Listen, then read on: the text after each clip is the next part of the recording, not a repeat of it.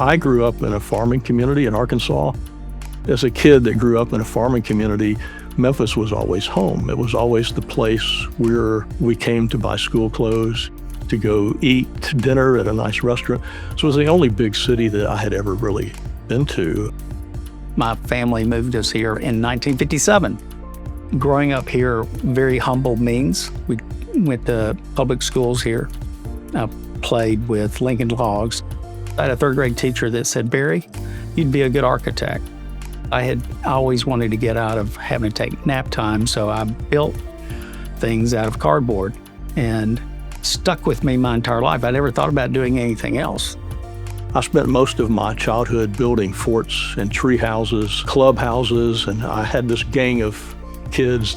We built a lot of things, and what I came to realize is that I was usually the one drawing it on the ground in dirt with a stick. That's what started it, building things. And then that led to this idea of, well, you must have to draw them, you must have to design them to make it work. When I was in college, I dreamt of starting a firm. I went to school at Mississippi State and then later at the University of London. Seeing those places just sort of drove this idea home that really wanted a firm that was like I imagined in school, one that was collaborative.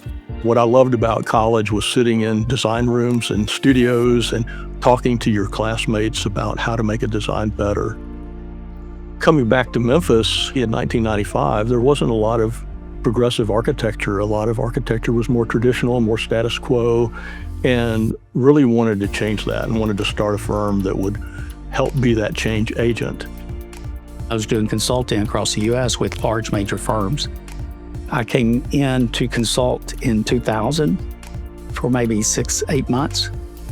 In 2001, Barry came on as a partner, and we just continued with that idea of creating really good and really special architecture for the city, trying to move it forward. I had a balance between design and business. I worked on lots of large projects, including work in Beijing, work across the U.S., a lot of things that got a lot of attention in the public realm. It was a nice fit, and here we are 30 years later. We've been fortunate to work on so many projects that are for the public. Ballet Memphis, Collage, Hattie Lou, Live at the Garden, the Grove at G5, all these things. Now we're working on the new Arts Museum, AKA the Brooks Museum. Almost a third of our office has been here more than 15 years. So you learn how to work together, you learn everyone's strengths and weaknesses. We're a business that we thrive on creativity, we thrive on materials, we thrive on conversations with each other. It creates really good architecture, and it does not matter what the budget is. It can be the lowest budget or one of the higher, they still get the same attention.